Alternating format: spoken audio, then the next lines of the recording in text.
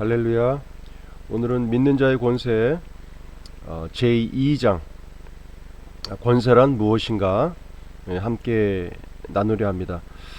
우리가 이 15분이라는 시간이지만 책을 씹어먹는 시간으로 좀 표현이 좀 강하지만 한 구절 한 구절 책에 나와 있는 내용들, 좀 중요하다고 생각되는 부분들을 우리가 씹어먹듯이 이렇게 나누는 시간입니다. 유익한 시간 되시기를 기도합니다. 자, 2장 권세란 무엇인가? 누가복음 10장 19절입니다. 내가 너희에게 벤과 정갈을 밟으며 원수의 모든 능력을 제어할 권능을 주었으니 너희를 해할 자가 결단코 없으리라.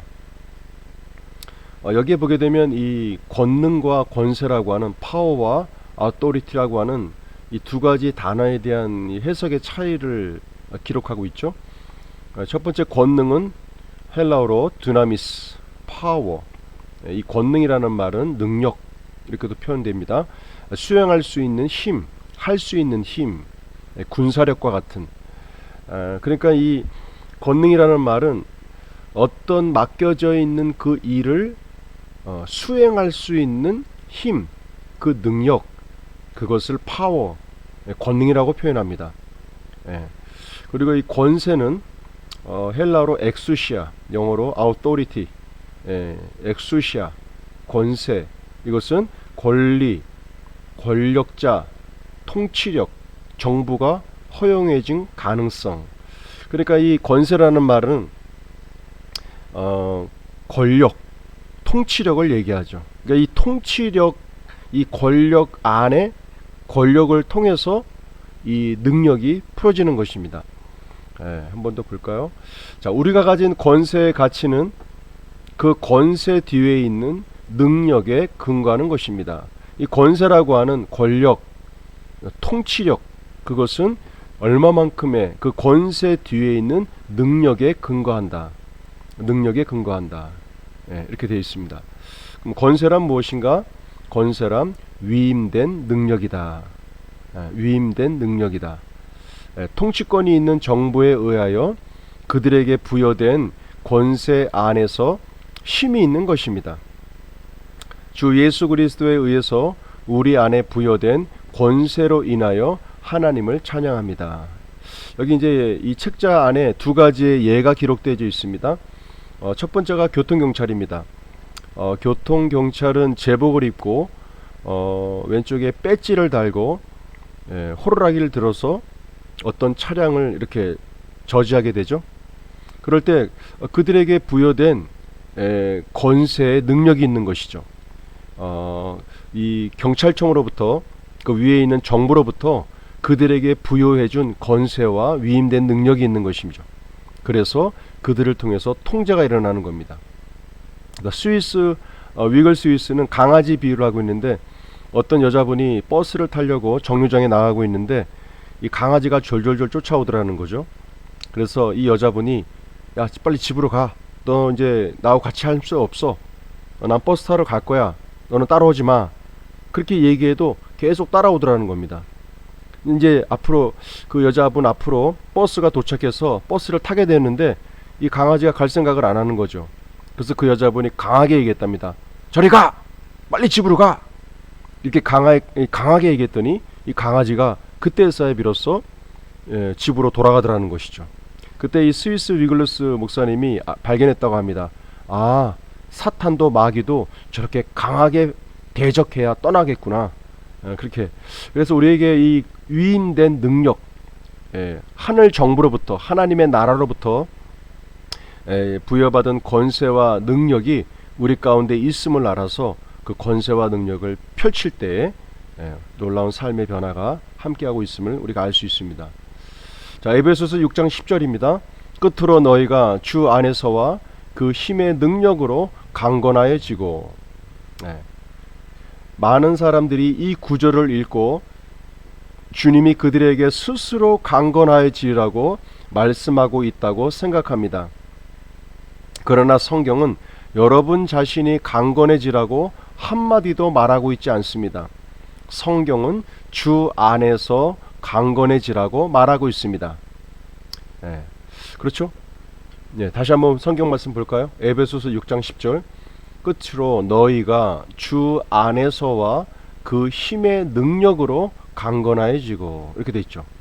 예, 주 안에서 강건하라고 말합니다. 당신의 능력이나 힘이 아니라 그의 힘의 능력 안에서 강건하십시오. 매우 중요한 부분이죠. 우리가 이제 내가 좀 능력 있는 삶, 강건한 삶을 살아야겠다라고 자기 스스로를 바라보고 말할 땐 어떻게 보면 역기능적인 기능들이 나타날 때가 간혹 있죠. 지치게 되고 하다 보게 되면 탈진하게 되는 일들을 만나게 됩니다. 그것은 내가 무엇인가를 힘있고 강건케 하려고 하는 나의 의지가 들어가 있기 때문이죠. 그렇지만 철저하게 우리가 그리스도 안에서 삶을 살고 있다는 것은 주님 안에서, 다른 말로 그분을 인정해드리고 나의 주권이 아닌 그분의 주권을 인정해드리고 그분 안에 있는 것들을 인식하고 풀어낼 때 그와 같은 능력 안에서의 강건함이 우리 삶 가운데 나타날 줄로 생각되어집니다. 그래서 우리가 주 안에서 강건해진다. 이와 같은 고백도 좋은 것 같아요. 나는 매일매일마다 예수 그리스도 안에서 강건해진다. 주님 안에서 강건해진 자다. 주님 안에 있는 능력은 곧 나의 능력이다. 주님 안에 있는 권세가 곧 나의 권세다. 이렇게 주님을 인정해드리고 그분 안에 있는 나를 고백하고 풀어내고 이렇게 할 때 우리가 이 에베소서 6장 10절에서 말하고 있는 이 모든 능력의 강건함이 우리 이 내면 안에서부터 나타나기 시작할 것입니다. 자, 오늘 요한일서 4장 4절에 보게 되면 이렇게 되어 있습니다. 자녀들아 너희는 하나님께 속하였고 또 그들을 이겼나니 이는 너희 안에 계신 이가 세상에 있는 자보다 크심이라. 여기 이제 하나가 빠졌네요. 너희 안에 계신 이가 세상에 있는 자보다 크심이라. 세상에 있는 자란 이 세상 신이요 정사와 권세와 이 어둠의 세상 주관자들인 사탄입니다. 그러나 당신 안에 있는 그 권능은 이 세상에 있는 권능보다 더 큽니다.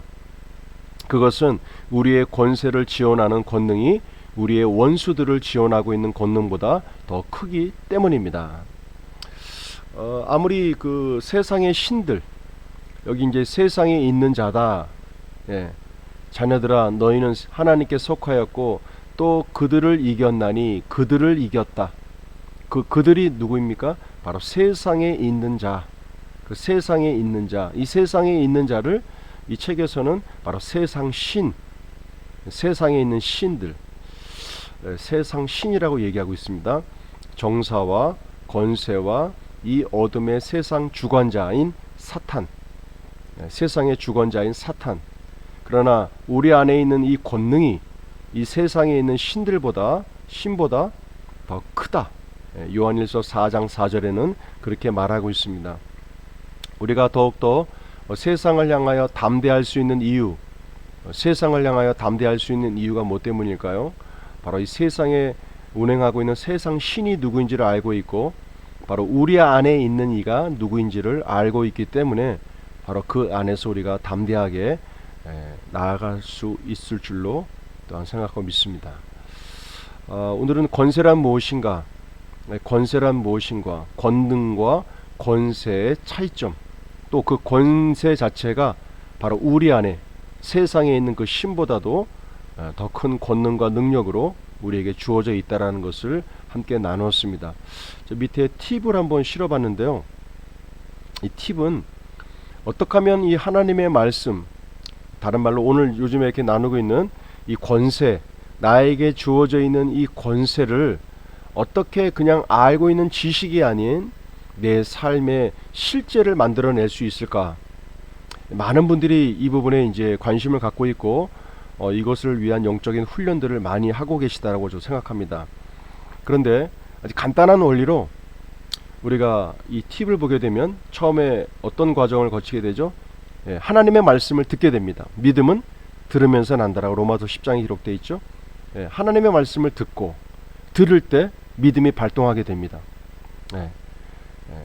믿음은 들으면서 나며 들음은 그리스도의 말씀이라. 그러니까 이 하나님의 말씀 안에는 믿음이 있다는 얘기입니다. 하나님의 말씀 안에. 그래서 하나님의 말씀을 들으면 들을수록 우리의 믿음이 성장하게 됩니다. 그래서 처음에는 바로 이 듣는 과정을 반드시 거치게 되죠. 처음에는 듣게 됩니다. 복음의 말씀을 듣고 들은 말씀을 믿고 가감 없이 믿고 머리로 믿지 말고 심령으로 받아들입니다. 이것이 어떻게 될까 내가 납득이 되고 이해가 돼서 믿는 것이 아니라 하나님의 말씀을 그대로 받아들이는 것이죠.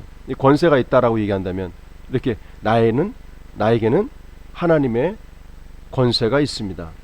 나에게는 그리스도의 권세가 주어져 있습니다.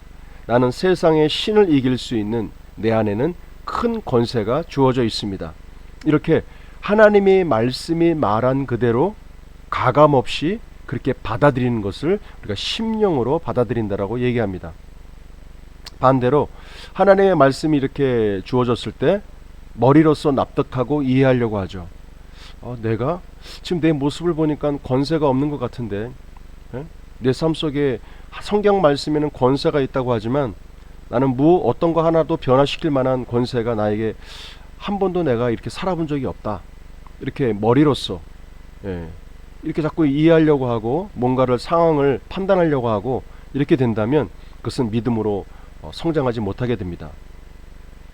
그래서 들은 하나님의 말씀을 믿고 심령으로 그대로 받아들이는 겁니다. 나에게는 권세가 주어져 있다. 나는 세상에 있는 자보다 더 큰 이가 내 안에 계시다. 나에게는 자녀의 권세가 주어져 있다. 이렇게 받아들이는 겁니다. 그리고 내 마음의 심령에 믿고 있는 그것을 믿음을 실어서 담대하게 고백해내는 겁니다. 말하는 거예요. 그래서 예수님께서 사역하셨던 그 사복음서의 사역들을 볼 때 단 한 번도 예수님께서 생각으로만 머물러 계신 적이 없어요. 너는 치유함을 받았느니라. 너는 고침을 받았느니라. 너는 구원함을 얻었다. 무화과 나무는 말을지어다. 이렇게 모든 예수님의 사역의 끝엔 고백으로 끝났다는 얘기입니다. 그분은 예수님께서 마음에 품고 계셨던 것들을 입술로 선포하셨습니다. 그런 것들을 볼 때 바다야 잠잠하라. 그렇죠? 이 환경에도 자연 만물에도 예수님께서는 말씀으로 선포하셨음을 볼 수 있습니다. 그래서 이 듣고 첫 번째는 하나님의 말씀을 듣고 있는 그것을 내 심령으로 영으로 받아들이고 믿고 있는 그것을 믿고 있는 바를 담대하게 고백해내는 것. 그렇게 할 때 우리가 하나님의 약속된 말씀들, 기록되어 있는 말씀들이 내 삶의 실제가 되어져서 그대로 열매를 맺는 삶으로 나타나게 됩니다. 우리가 이제 구약 성경에 출애굽기 보게 되면 하나님께서 이 이스라엘 민족을 출애굽시키실 때 모세를 사용하시게 되죠. 근데 이 모세를 통해서 이 약속의 땅인 가나안 땅에 들어가기 전에 바로 이 광야를 지나게 되는데요. 이 광야에서 이제 사막이다 보니까 물이 필요한 거죠. 물이. 그래가지고 백성들이 물이 없다고 한탄하고 원망할 때 모세가 기도합니다. 하나님, 이때 어떻게 하면 좋겠습니까? 그랬더니 하나님께서 저기 앞에 보이는 그 바위를 네가 들고 있는 그 지팡이로 쳐라. 그래야 하면 물이 나올 것이다 라고 말씀하십니다. 그래서 모세가 하나님 말씀대로 순종해서 지팡이를 들고 바위를 치니 거기에서 반석에서 물이 나왔다라고 기록되어 있습니다. 좀 가다 보니까 또 물이 떨어졌어요. 그래서 이 백성들의 원망이 또 커지게 됩니다.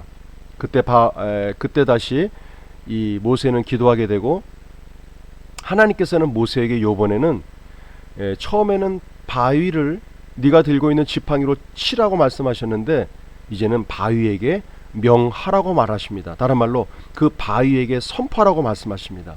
말하라. 바위는 물을 낼지어다. 바위는 깨질지어다. 이게 가능한 일일까요? 근데 하나님께서 그렇게 말씀하신 의도는 무엇일까요? 바로 지금 하나님께서 원하셨던 것은 바로 믿음의 말을 통하여 이 자연의 환경까지도 변화시킬 수 있고 부술 수 있다라는 것을 이스라엘 민족과 모세를 통하여 나타내 보이고 싶으셨던 겁니다. 그런데 그때 이 흥분했던 감정을 컨트롤하지 못했던 모세는 하나님의 말씀대로 하지 않고 예전처럼 지팡이를 들어서 바위를 때리게 되죠.